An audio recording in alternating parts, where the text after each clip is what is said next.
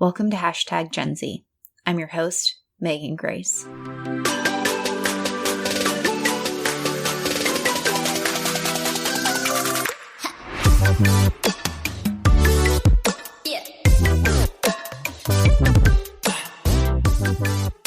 Hey there, this is episode 30 of Hashtag Gen Z. If you tuned into the last few episodes, we've been exploring some of Generation Z's biggest concerns, from voting in politics to the environment and expression. In this episode, we'll be exploring another concern that is at the forefront of the minds of Generation Z: money and finance. Throughout our years of research, Generation Z has shared many times and in many ways their concerns about money and finance. There's so much we've learned in the last few years about Generation Z's mindset around money. For instance, for the most part, they're more apt to save than to spend and are incredibly risk and debt averse. They're concerned about money, but are not fully driven for striving for wealth. Generation Z is also one of the first generational cohorts to start their initial financial literacy training in an online world with endless web resources such as social media accounts of financial influencers, websites, podcasts, and online courses. Generation Z is also growing up in an important time in their financial lives, as the very oldest are starting their first jobs and graduating college. But they're also doing so in the middle of a pandemic that has shaken up the global economy and the financial lives of many. It's one thing to learn about Generation Z's money mindset through what we can through surveys and analyzing data, and another thing to live it. So for this episode, I'm joined by Anna Kubiak, a member of Generation Z who currently works in finance. Anna is a 2019 graduate from Canisius College, where she studied finance and economics. She's currently pursuing her MBA with a focus on finance and financial management services. Anna currently works at a bank and lends her hand in mind to her fellow Gen Z peers when it comes to financial matters. I'm very excited to chat today about money and finances, and my guest, Anna Kubiak, is going to be able to share quite a bit with us. She's got a wonderful background working in finance and helping actually people her age navigate their money issues. So welcome, Anna. Hi, Megan. So happy to be here. Thank you so much for having me. So tell us a little bit about what you do. I know that you are a relatively recent graduate. We were connected through our sorority, which is always wonderful to have a sister in the conversation. But tell us a little bit about your background and how you really got involved in finance and personal money management. Yes. So I graduated from Canisius College, which is a small Jesuit institution in Buffalo, New York, in 2019 with a degree in finance and economics. My journey with finance and learning about it didn't really start there, though. I actually started studying personal finance back in high school, and I did a program there where I got to intern a little bit and learn a little bit about managing personal finance from a very young age, which was nice. And then naturally and organically, I went into studying that in college. And a lot of people don't always stick with their first major, but I did, which is wonderful. And when I was doing my undergrad, I interned at a bank, and I absolutely fell in love with the retail side of banking because it takes a personal side to managing your money. And I see it as a great way to help people because it's one of those necessary evils where you need a bank to put your money, and you need it to be a place that you can go to when you need guidance and you don't know where else to turn. And I have found that not only throughout college, but even after graduating, that has been a big push. Is I find myself really drawn towards the people that are just getting started. They're either getting their first jobs, or they're just new to the area. They're fresh out of college and they need to establish a banking relationship. And I like being that point of contact to help them from the ground up and help them grow. I have been in the bank for about 2.5 years now. So not a super long time, but long enough to get a feel for how things operate. And I've learned especially how to best help people in that way. I always tell my clients, I feel like I'm the primary care physician of banking, where I figure out what needs to be done and then give you to a specialist from there. So you mentioned getting interested in finance and kind of money and managing money at a relatively young age, because I don't feel like a lot of high schoolers are tuning into that, or maybe they are and I'm just not noticing that. But I know when I was in high school, it was not at the forefront of my mind. So really, what led you to becoming involved in that? And do you think there was a moment when that you were like, yes, my interest is sparked in this area? So, when I was a freshman in high school, I had an extra spot in my schedule, and instead of taking a study hall, I wanted to take something that would better my knowledge from that perspective. And I was between doing an art class or doing this business course that they offered. It was just introduction to business, and I found it really interesting. And my parents actually pushed me of, hey, like try this business course, see what you think of it. It's only a semester. Let's see how it goes. And I liked it. It was with primarily upperclassmen, which was a little intimidating to me, but I got very close to my teacher in that class where she was telling me by the end of it of, hey, we're launching this new program. It's through NAF. I'm not sure if you're familiar with those, but they're a nationwide organization. But they are launching a finance academy at my high school, and my class would be the first class that they'd be accepting applicants. So I always like to be the first one to do anything. I'm that type of person. So I got involved in it right away and ended up being a part of the first graduating class. And what was really interesting about that course is it was a surface level of personal finance. So the first course we had to take was just an introduction to finance. Then when we're juniors, we have to take an intro to accounting course. And by the time we're seniors, we have to take um, a, a course directed in personal finance and then also a business ethics course with some other supplemental courses in there as well. Over the summer between our junior and senior year, we completed an internship, which I did with a local organization here. And it was a really interesting way to get involved in money management at a very early age. And then as soon as I went to college and decided to continue pursuing that direction of study, I already had a background in it, which I think is missing from a lot of education in high schools. I have been hearing that there is more talked about with applied mathematics and everything like that when it comes to balancing a checkbook and like paying your taxes, but I I still think some of that information's outdated and there could be a lot more of it. So I do consider myself very lucky in that standpoint. So you mentioned that what interests you in working in your current role at the bank and working with people is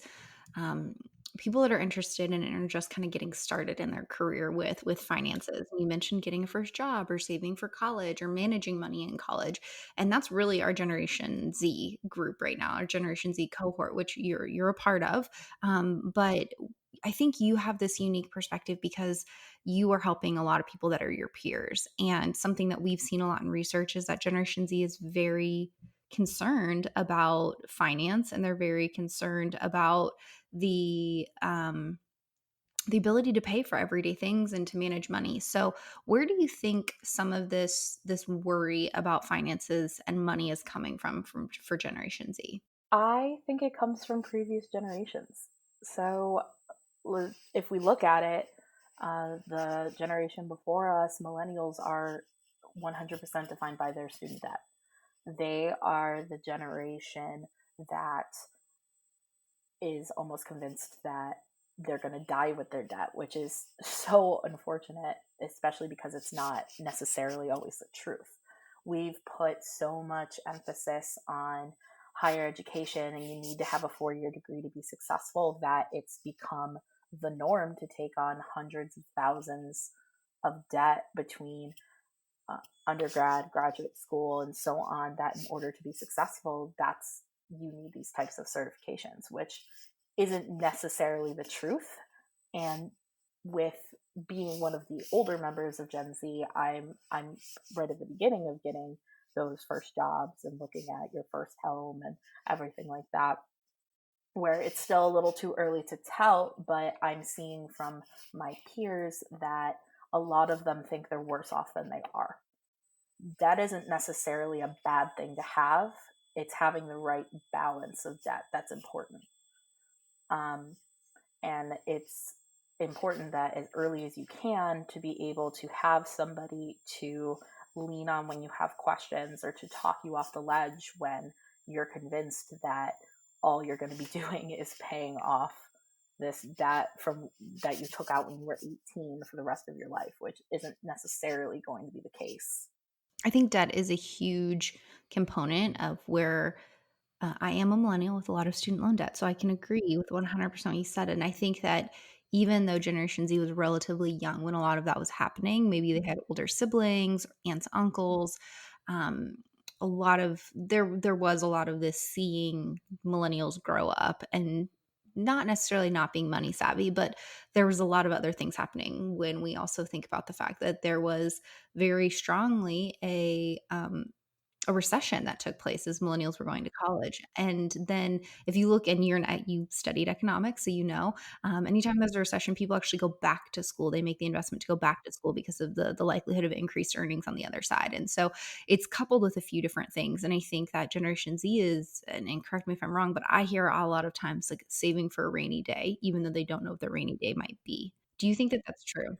Which isn't necessarily a bad thing. It just depends on how you're saving your money. So, what we're seeing, especially in the economic conditions right now, is we're in a super low rate environment, which is great if you're looking to buy your first home, but it's absolutely terrible if you're looking to put money away in that little savings account of yours, which that's nice to have for that rainy day fund. But there's also so many other ways to grow your wealth that not everybody's super accustomed to using all the time.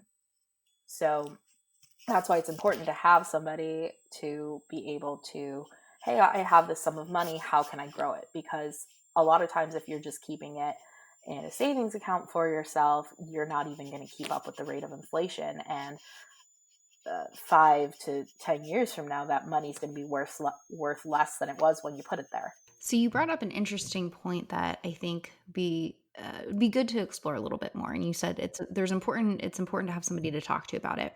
And I'm always curious where in these life things, learning how to manage money is something that generations have been doing for decades and centuries at this point.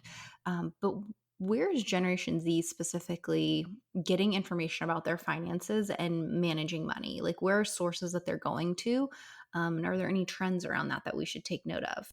I think this is always so interesting because, especially with a constant push of moving your relationship online and being able to manage everything from your personal devices, which is wonderful, especially under the conditions of COVID 19 when going somewhere in person isn't always an option. It's not always what's best. Gen Z gets a lot of their information online, either from um, influencers on social media that give financial advice, whether it's on Instagram or Twitter or Snapchat or TikTok. Even I've seen a lot of individuals advising, giving financial advice through those platforms, which it's a great place to start, but those aren't necessarily going to be catered to you specifically. So, a lot of financial management teams have taken the approach to moving a lot of their systems virtually, whether they're doing business Zoom calls or other types of virtual communication that is absolutely necessary when you're talking about planning for the future. Those places of relying on influencers and individuals on social media, that's a great place to start. It's a great way to do your research and find out what's out there. But you need to get a little bit more specific when it comes to making sure that the plan makes sense for you. So you mentioned that there are some other resources that are out there that might be helpful for people that are just getting started in their in their money management, that might not be on social media. But would you care to share a few resources that you would suggest for people to be getting more information, maybe if they want to do some self-study before they're going to potentially talk to someone to help with wealth management? So I think the most important place to start in terms of wealth management is um, you need to start living on a budget. And now, what that means is different for everybody. I've heard a lot of individuals um, in this field talk about a 50-30-20 method or model.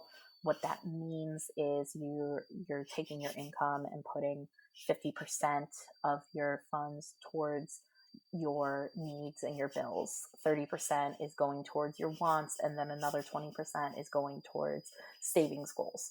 So that necessarily doesn't work for everybody, but that's just a basic way to look at it. I think a lot of the best ways is I've heard there are some of my clients like to um, utilize different budgeting tactics that they've found online, different spreadsheets. I've heard envelope systems that are useful for people, and that's just divvying up cash using different accounts that are designated for different purposes. In terms of any specific resources that are out there, I don't know if one's necessarily better than another, but I think it's just important of seeing what's out there, um, weighing your pros and cons and seeing what works for you. Try one or two and find something that works. Try them all, but it's all going to make sense for how basically what your expenses are at that time and what what works for you. And what works for you now isn't necessarily going to work for you even a year from now, 2 years from now. What you're doing um, in college isn't necessarily going to make sense after you graduate, or even after you're trying to plan for your first home. Your expenses for when you're trying to get through your first year out of college are very different than 5 years from then. So you brought up some interesting things about perspectives on money and potentially financial goals. Do you think there's anything that's unique of note about Generation Z when it comes to finances and money? Maybe it's goals that they have or aspirations or just general trends that should be that we should be paying attention to when it comes to Generation Z and money. I honestly think that Gen Z is I think they're very driven, and I'm honestly so impressed with them every day. They're very good at not necessarily doing the traditional approach to um, life in a way. Um, I do think that although we've put a lot of pressure on you get a bachelor's degree, then you get your job, then you go to grad school, and that's life. I think there's been a lot different of an approach to that, where there's been a lot of individuals that are taking advantage of supplemental income. I have found in speaking with a lot of my peers that a lot of them are looking into purchasing investment properties where they're purchasing a duplex and living in half of it, or a lot of them talk about taking advantage of uh, additional self employment opportunities, such as upcycling clothing or vintage works, or even social media management aside from their regular job. Um, the idea of having a side hustle is really popular these days, and it's just a way to continuing to find that extra room to save so that you're ultimately able to reach that goal faster. And I think what you're bringing up is also the idea of a side hustle. Is there's so many people out there that are engaging in that, and I think that that's something that Generation Z has also seen in some ways. Their parents actually do that, or they've seen millennials do that, and I think that it's almost just becoming like, if you don't have a side hustle, what are you even doing? Or what are you doing? I know that real estate is something that we've seen come up in a few of our studies as a really important to Generation Z as an investment. And I know that you brought up a duplex or a real estate investment. And I think that that is one of those things that is probably one of the most tried and true things that you can invest in is having property. And so I think that it'll be interesting as Generation Z is growing up, as you and your peers are kind of into that phase. I wonder if we'll see home ownership ages go down because they were going up for a long time for millennials.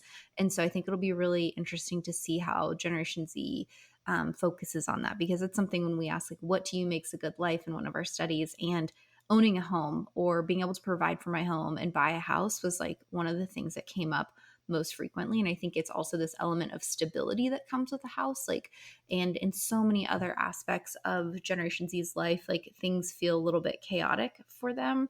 Not that they are chaotic, but things around them feel chaotic. That owning a home is like the quintessential standpoint of stability. And I think that that's, in some ways, as Generation Z pushes the boundaries and really redefines the life of young people in so many other ways, like homeownership is still the one adult thing that they're pining after in a traditional sense. I agree with you 100%. But I also think that what home ownership means, we're also going to see a shift in that, because we've seen a lot of renting gone up prior. And I think with everything that's going on, and I think we're going to see a lot more people look to spread out more into suburban rural areas rather than cities, where, yes, uh, a lot of people are drawn to cities specifically, but I think people are looking for more space, and Gen Z is taking advantage of those opportunities as well. So I always like to think about ways in which we can create more generational harmony, the ways that we can work together as generations. I know we talked quite a bit about millennials and Generation Z and how we're not so different in age, but we've definitely taken different approaches to finances. Um, but I do like to walk away with a kind of a takeaway for people, because some of our listeners are of older generations that are able to support Generation Z in a variety of different environments, whether that's raising them, teaching them, coaching them, supervising them, managing them, you name it. There's a lot of different ways that older generations are involved in the lives of Generation Z. So, how can older generations help support Generation Z in regards to financial matters and concerns? I always think it's really important to share your story on how you got to where you are, because a lot of older generations, they got there for a reason, and whether it was taking advantage of high rates environments and investing their money and getting it to grow for them, awesome. But I also think it's important for older generations to take the approach to apprenticeships more seriously, and take individuals of Gen Z under their wing and almost show them the ropes.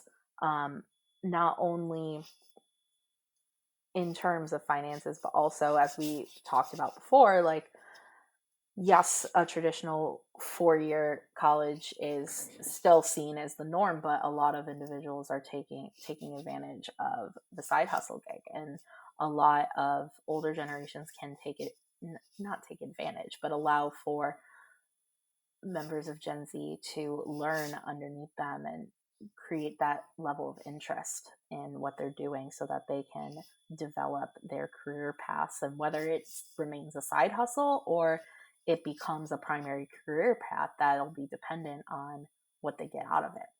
But ultimately, it's educating and sharing your story, I think, is most important. I think that's a very easy, tangible takeaway for people as well. I know that, like, as a young adult, I've kind of forgot my parents were one time young adults, and being able to talk with them about their financial, like, I was like, when you were my age, what was life like? They were like, of course we made dumb decisions. Like, of course we did that stuff. We recovered and we learned, and now we're much better at it.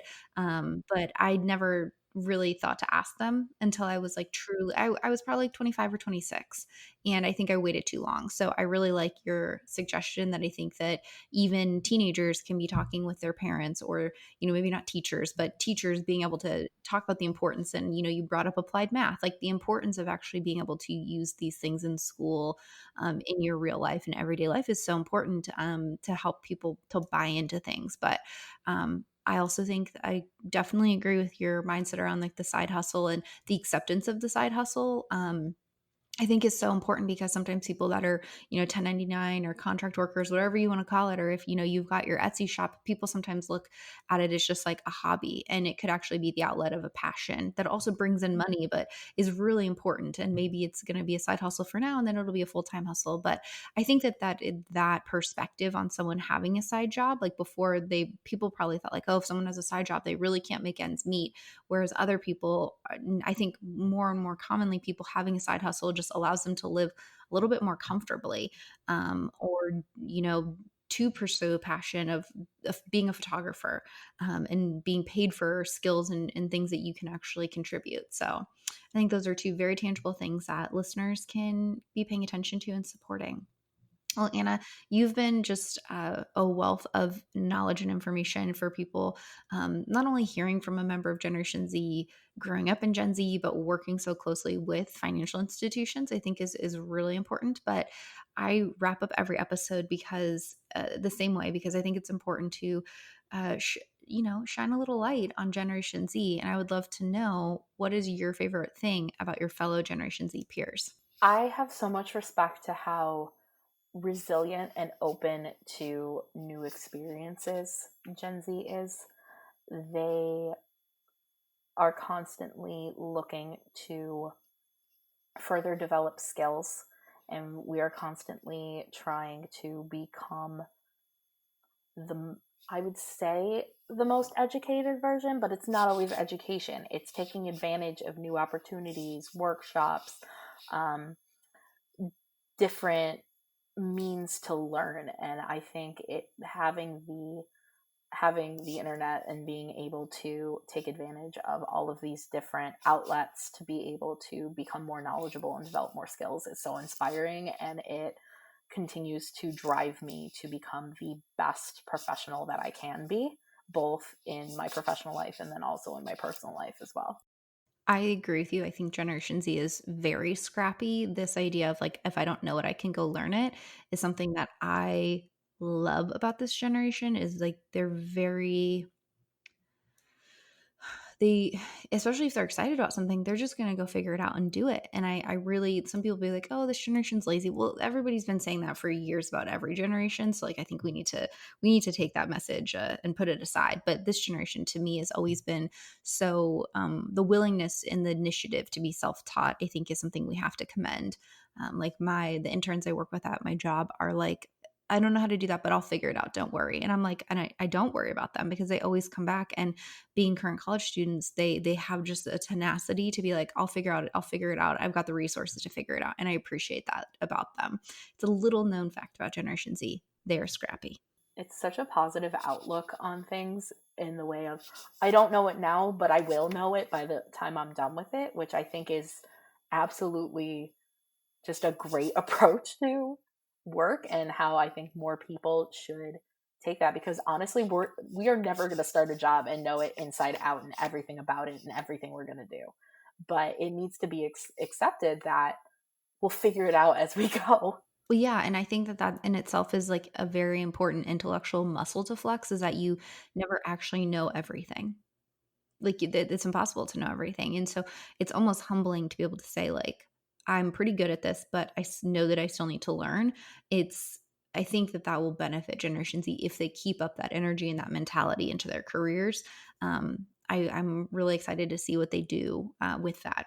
So, Anna, thank you so much for spending time today talking about money, talking about, financial management. Sometimes people don't want to have the conversation because they want to run away from it. But I think it's important that, as we know with Generation Z, this being such a topic that, they're worried about money and they're worried about finances, that we have these conversations so we can best support them. So, Anna, thank you for being here today and all the wonderful work you do with the clients that you work with. Thank you so much, Megan.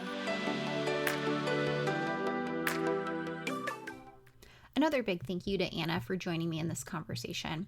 While every generation grows up, gets a job, and starts to build their financial foundations, it is important to fully understand the context and scope of the financial world that Generation Z is currently navigating.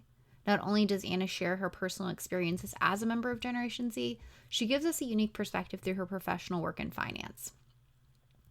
As Generation Z wades the waters of the pandemic's impact on the economy and the financial world, It will be interesting to learn how their perspectives and behaviors around money shift and evolve. But until then, members of older generations can do our best to lend guidance and mentorship around money, hire members of Generation Z, and help develop the money management savviness they need for a sound financial future. Thank you for tuning into this episode. As always, if you enjoyed this episode, please rate, review, and subscribe wherever you listen to podcasts. We'll continue discussion into social issues important to Generation Z in coming episodes, but if you have a topic you're interested in or a member of Generation Z that I need to chat with, please head over to my website, meganmgrace.com, or you can find me on social media to drop me a quick note. Thank you again for stopping by. Let's continue this conversation, and we'll chat soon.